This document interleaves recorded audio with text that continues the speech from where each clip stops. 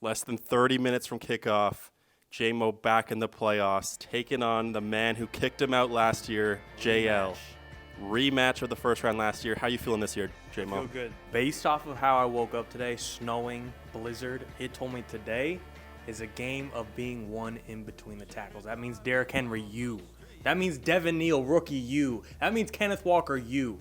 My running backs are what gets it done today. So what piece on your team are you most worried about? Probably just what I said, the QBs. Yeah? No matter who it is between Herbert or Rodgers, I'm like, I might be cooked. But also, at the end of the day, those are my guys. I don't think they do me wrong. I think it's going to come down to my running backs getting it done. QBs, I think they just got me. They'll do enough. Is this going to be close? Is it going to come down to Monday night, Yes. or are you dominating this game? No. We will know today.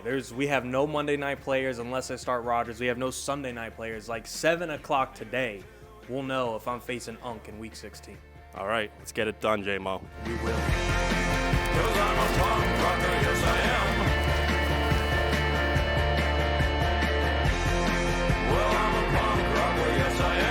What up, baby boys? It's fucking playoff Sunday, baby. Woo, all right, I'm a little nervous, guys. I can't lie to you, I'm a little tiny bit nervous. We gotta put it all on the line right now. Fucking Cast of Destiny, pray for us, baby. We gotta beat Mo this week. We need this dub. We need it so bad. What up, baby boys? JL from the Big Cast of Destiny here. It is Sunday, and it ain't looking good, boys. It ain't looking good. This is true Cast of Destiny. This is true Ravens Cast of Destiny behavior right now. We're playing to J-Mo. J-Mo's playing to us, and we're both going down in the gutter. Oh, God. Yeah, this is it. This could be it. This could be it, boys. Here's Love, looking right side. Dobbs was over there to help break it up. This is the only throw. They're 2 for 7 this year. Neal hunting the end zone, touchdown. Man, what a run play. I want you guys to watch.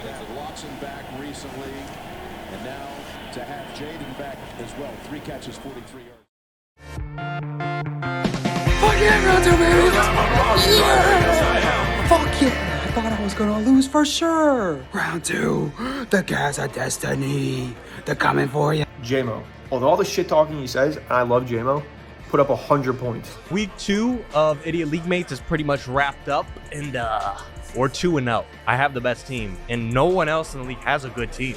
There are no good teams in this league. It's over. It's fucking over. I won. My team's the best. Everyone said overpay. Overpay. $0. Overpay. It's the word you use.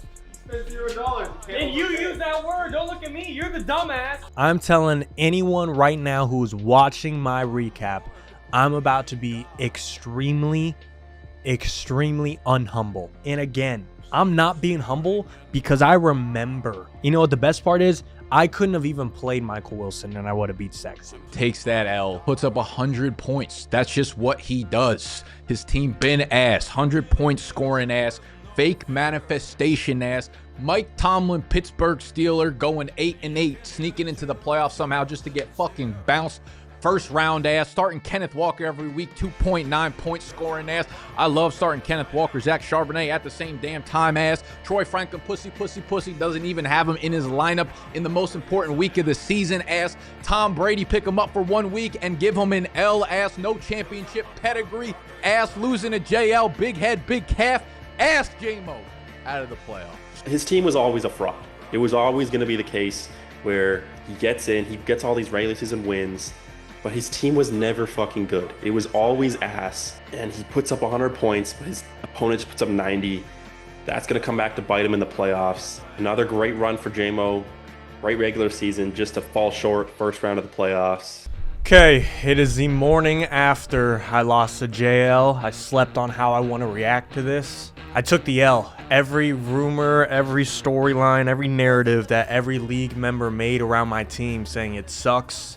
It is a first round exit. It is a fraud. I can't deny it. I put up 100 points. My defense came through. Out of the entire matchups in the league, JL did put up the second fewest points, but it doesn't matter if I put up the fewest to follow that up. Again, say whatever you want about my team, you're probably right.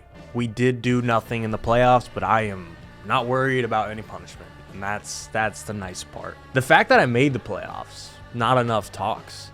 First round pick Malik Neighbors, 4th round pick Kenneth Walker, 5th round pick James Conner. Not enough. Like, how did people not make the playoffs? But no matter how many, what angle I want to take again, L's an L, and I wish the best to everyone in the playoffs and wish the worst to everyone in the toilet bowl. Except Gut. I would do terrible things for Gut to beat Casey this week. So yeah, on to Yilm Season 3. I said in the playoff prediction, I have whoever wins between me and JL winning it all. I really think whoever wins this wins it all. I'm putting my foot down on that, you fucking pussy at Casey. Said that last year, JL went on to win it all. This year, beat me again. Fucking go double it up, JL. JMO JL matchup was an absolute dud. JL is going to win with 123 points. Me and Casey both outscored that wild card matchup. These are going to be the 2 lowest scoring teams of any this week. So if he knew that JL would be the 2nd lowest scoring team on the week, he would probably think this is a dub, but still couldn't get it done. 101 points for JMO. Yes, sir. Yes, sir. Welcome back, baby boys. Welcome back, baby boys. It's fucking Monday morning. Let's go. You know how much I yelled at my grandma this weekend? It seems that's the only thing that will get Jameson Williams going. So we did what we had to do. We yelled at our grandma. Fucking yas, baby. This feels so fucking good. Yes, sir. Beat Jameson's ass again. I'm pretty sure Jameson is undefeated against me in the regular season, and I'm undefeated against JMO in the playoffs, which is the only time that it really matters. So if we were on the other side of the bracket, we would have got cooked by either team, Nate or Joe. So fucking has a destiny, baby. JL, 122 points. Me and Nate would have beaten the fuck out of both those teams, but instead me and Nate have to play each other. It is what it is. On the JL side, it's still fuck JL. I mean, he gets good performance from Jalen Hurts. It was over as soon as Jameson Williams caught that touchdown. He's going to get taken out by Nick next week. Not worried at all. I wish it was me to do it. If we had just been matched up like we were prior to reseeding, we wouldn't even have a sweat tonight. We would have already beaten JL. Like, this would have been awesome. We've got an elite Monday night sweat between Joe and between Nate. Joe is down 37 points. He has basically the entire Pittsburgh offense. Kenneth Gainwell, Jalen Warren, and DK Metcalf. On paper, I think I side with him. But if Rodgers goes out there and shows any sign of old age, has any of JMO's manifestation sprinkles on him, it's going to be Jehovah for Jova. We also did just see a report that Jalen Warren is now questionable for the game with an illness. You got to strap up. You're in a playoff race right now. You're ill? Get in the lineup, buddy. That being said, it's one of those situations where, yeah, it sucks to take a 0 in your lineup, but I don't think Kenneth Gainwell, if he gets the backfield completely to himself, is going to be that much worse than the combination of Kenneth Gainwell and Jalen Warren. It's almost like Rico Dowdle when Chuba Hubbard doesn't play. I'm actually more concerned about DK Metcalf and the inconsistencies he's shown throughout the year. All right, 4 o'clock games are about to start. 1 o'clock games are about to be done. I didn't have a single player playing in the 1 o'clock hour. All my players play at 4 o'clock tonight or tomorrow night. And the first half of the 1 o'clock games, I was looking good.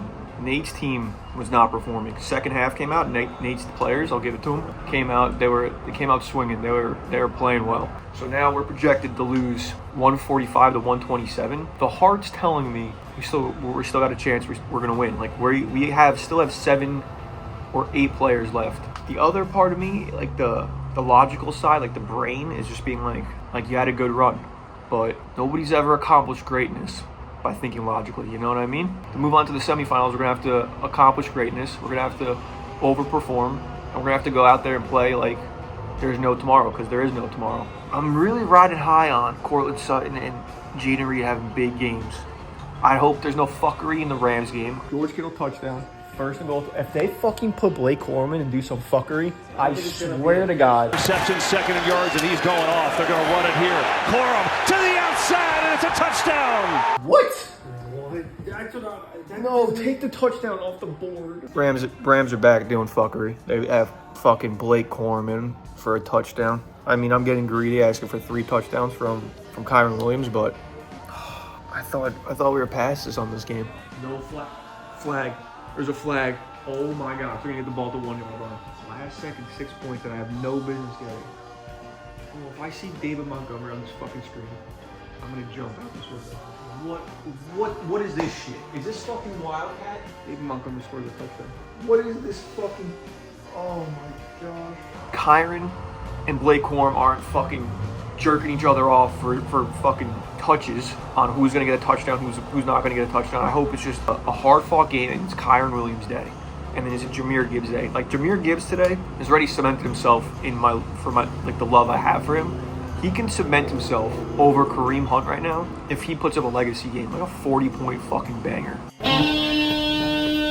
So, that's my thought process. That's how I'm feeling before the 4 o'clock games. On a Monday night game with 3 Steelers playing, which I don't feel good about at all. So, that's a Monday night sweat that's going to come down to, like, I'm going to probably need like 60 points out of those fucking guys.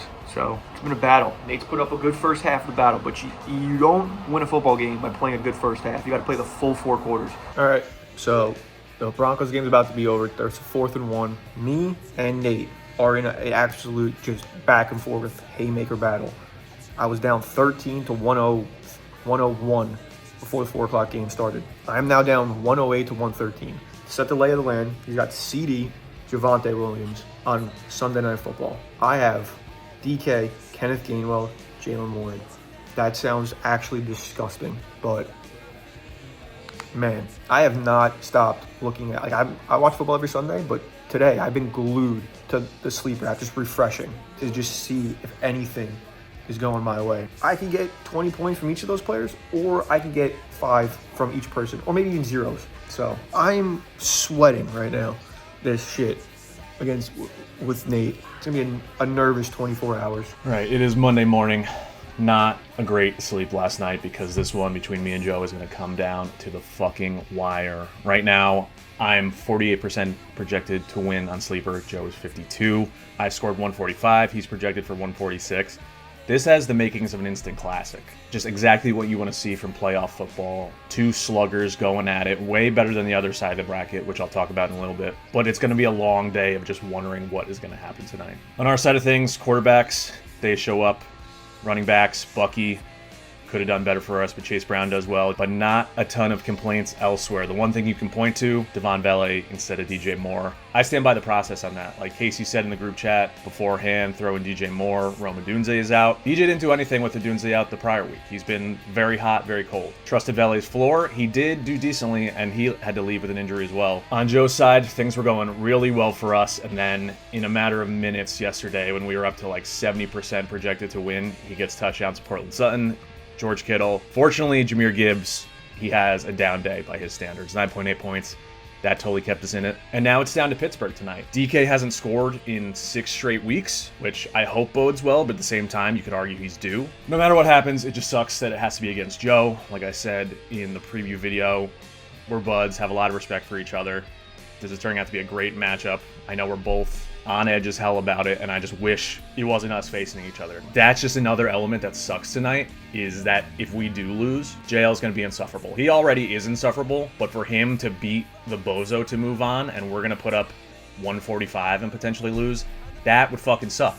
I'm not gonna lie, that would fucking be awful. So we'll be filming for the sweat tonight. This is totally within our reach. We just need to take it. If we do go down, I'm happy it'll be to Joe, but I really want to advance. I feel like the story of Naders United is not yet over. We have Joe versus Nate. I got to be honest. I'm going to put a prediction out right now. I think Nate's winning. I don't think that the Steelers can put up enough points. Maybe I'm wrong. The matchup that comes down to tonight, Joe versus Nate. I know Joe is shaking in his boots right now. I do lean Nate, but this is going to be a great sweat tonight. Just sat down for the game. Dolphins start with like a 2-minute drive, which they took a little more time off the clock, but glad to see them get the ball first at least. I feel terrible. My heart is beating out of my chest, sick to my stomach. Like, I've had 1 or 2 other sweats this season, but obviously nothing with these stakes. So this just does not feel good. I can't wait for it to be over.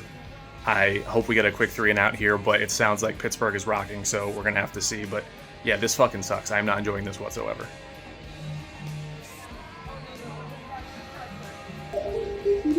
All right, first quarter just ended. I think we have 118 to 145. It's a 50-50 split right now. Projected to lose by like 0.4 points. But so far, Kenneth Gainwell's been getting a bunch of catches, and that's all I care about at this point. Priorities on a roller coaster.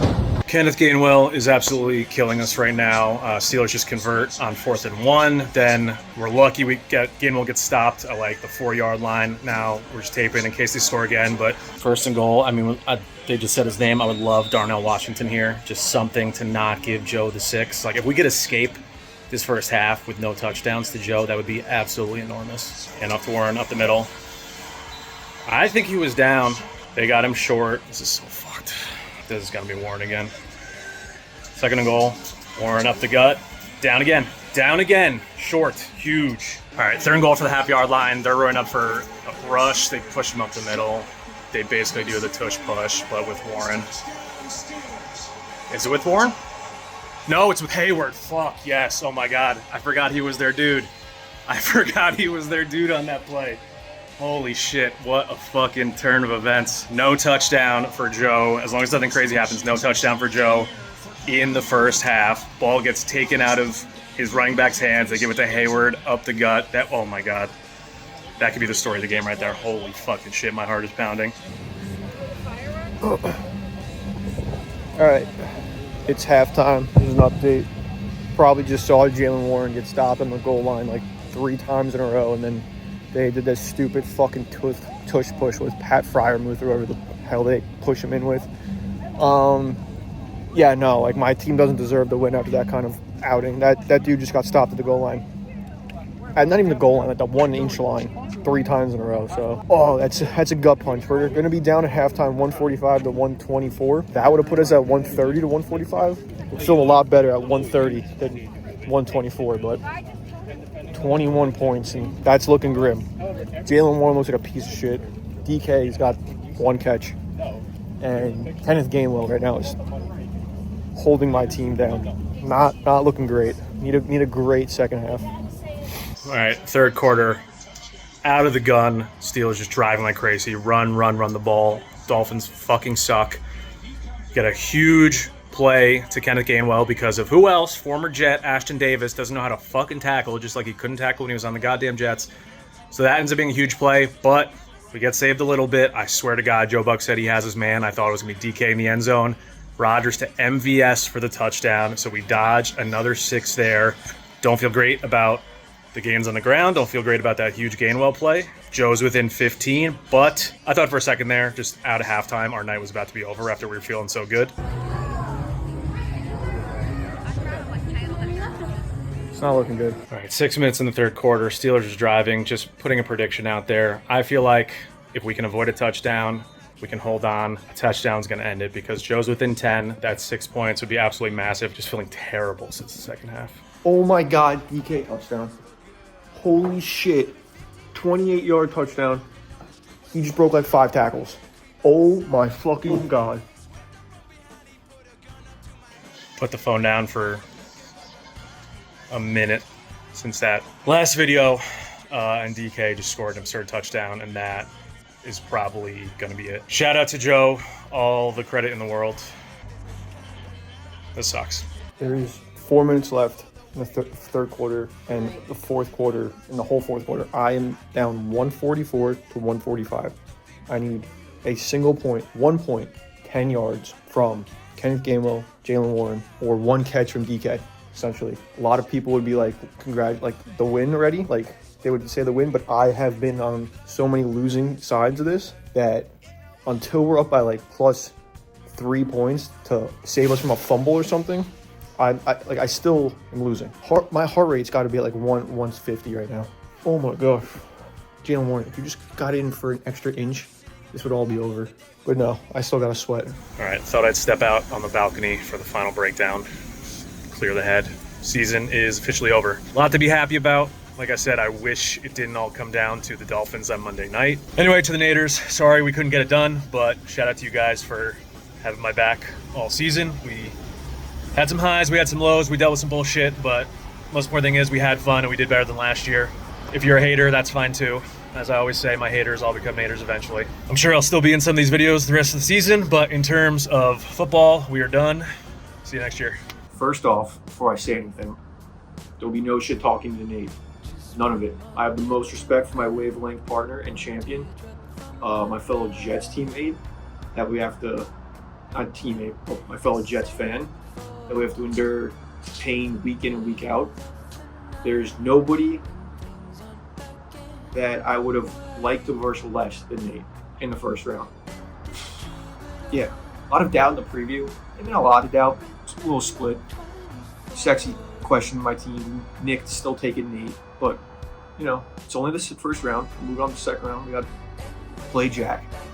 We got to slay Goliath, because I checked his points this week just to see what the fuck he put up. He put up 150 points without CMC. Put him on his bench. So it's been eventful, but wouldn't want it any other way. Dogfight with Nate. Fucking dogfight with Nate. You wouldn't want it any other way. Sweating it out in Florida, in Disney World, for a fantasy football spot in the semifinals on a Monday night. Doesn't get much better than this. We stay rolling to the next week. Good job, team. Proud of you boys. Ice up. Get to practice. We got one more week ahead of us. So hopefully I'll get some good sleep tonight. One other thing that needs to get mentioned, only because it became such a big thing in the group chat, is we had another controversy involving me and our useless Commissioner Sexy. Here's the situation. 11:30 a.m. Eastern Time. Quentin Johnston was ruled out. Nate puts him on his IR. Sleeper told him the lineup was ineligible, and at 11:58, 2 minutes before the waivers go, I send to the group chat, hey, I'm not able to put in a claim. There's a glitch with QJ. I bring it to the attention of the league. Waivers go through. No one else put a claim in on him. I had put in a $0 claim. The obvious, easy correction, which I'm confident that most other commissioners would just know to do, is to just add him to my roster. I told the league that I was having a glitch. Nobody else put a claim in. I had the empty spot. It's so obvious. If you're not going to use your commissioner powers for something like this, when are you going to use them? Nate wanted me to manually add Andrei Iosivas to his team, even though Sleeper told him, no, you can't make this move. Now, I see the argument both ways, but for reasons that I still do not understand, Sexy decides that we're going to listen to the app. That's what we've done all season.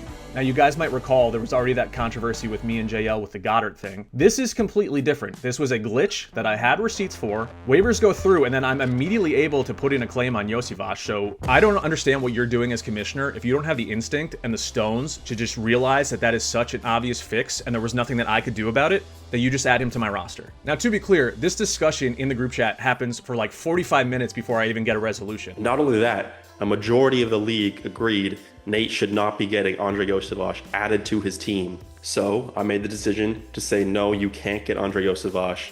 You're sticking with your team. If you want to clown on me for wasting so much breath over Andrei Iosivas, who scored 0, I thought it was a pretty dumb thing to cause such a stink over in the group chat, is how I would put it. Like, that's totally fine. I had a player who was out in my IR slot, and it was not letting me put in a claim. This was a glitch on Sleeper's end. Was it a glitch? It could have been. It really could have been a glitch. We don't know. Maybe there was actually something wrong. Either way, the precedent of the league has been set for multiple years. Multiple decisions have been made that have gone against what Nate wanted to do.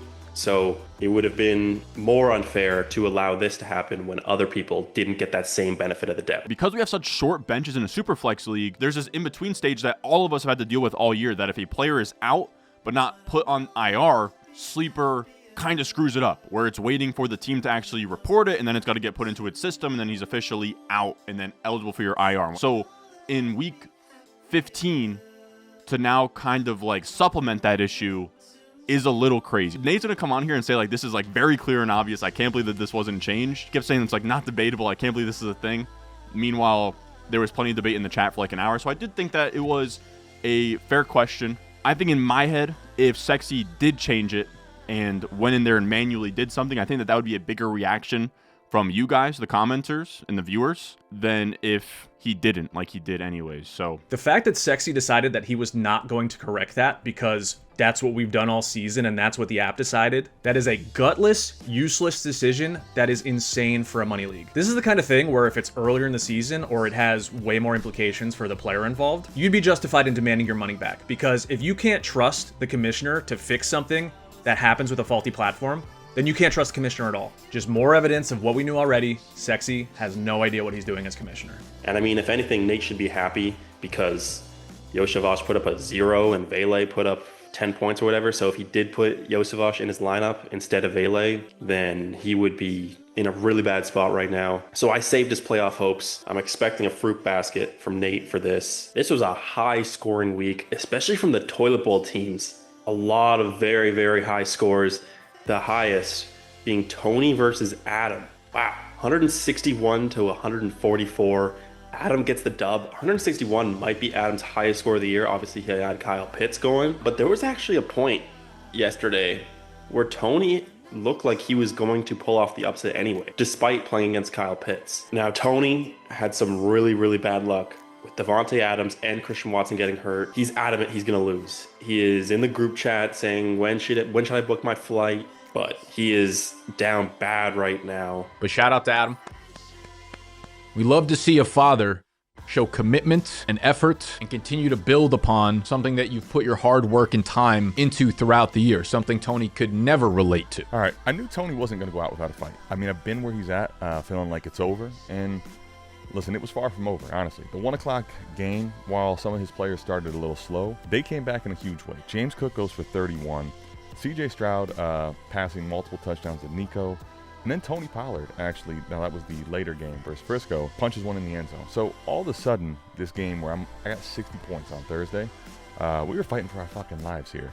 Shadur Sanders, I think people were celebrating some of his success in the game prior where, I mean, they didn't even win. The Browns lost to the Titans the week prior, and he had a rough one. But none of that matters, okay? Because Amon-Ra St. Brown, people just, I don't know, for whatever reason, don't quite give him the credit of being in the elite God tier. Well, the Sun God deserves to be in the God tier, damn it. He goes for 41.4. It's actually the best wide receiver score on the season this year. In this league, we've only had 5 players go ahead of 40. So 40 points or more only happen from 5 players. Right here, the woke quarterbacks gives you 2 40 burgers this week. And here's the icing on the cake, at least, that you can feel really good. Although the season's over for us now, right? Tony No Dime's going to be fighting for his life with Sexual next week. When you look and think about it, it didn't matter. If I would have snuck into the offs, there's not a person out there that could have beat me this week. I had everyone's number. The people on bye, Three-Headed Monster, Uncle Steen, all of you. Damn, that would have been a movie. The game was a lot closer than the score may reflect. Our team definitely, as you just look through it, right, there just wasn't really much else for my team to give me than what they did. So they did what they got. We were limping there, man. We were limping here, but we're out of it, and we are going to watch everyone else kick and scream. Tony lost to Adam in a fucking super hot heat of banger game. Shout out Gut for whatever quote that is. But now it looks like he might be missing Christian Watson and Devontae Adams. Travis Kelce isn't going to have Patrick Mahomes. It's like scary hours for Tone. A couple things that did happen around the league I think is interesting. Like Ron's going to beat Casey just when Ron lost Mahomes. So he got away with it right at the right time. Ron pulls out the dub, winning by about 10 over Casey. And now Casey is going to be playing Gut in the second round. And Casey's still got a pretty solid team, so I'd be a little worried if I was Gut. But it would be so funny if Casey loses to Gut as well and moves on to the Toilet Bowl final. All right.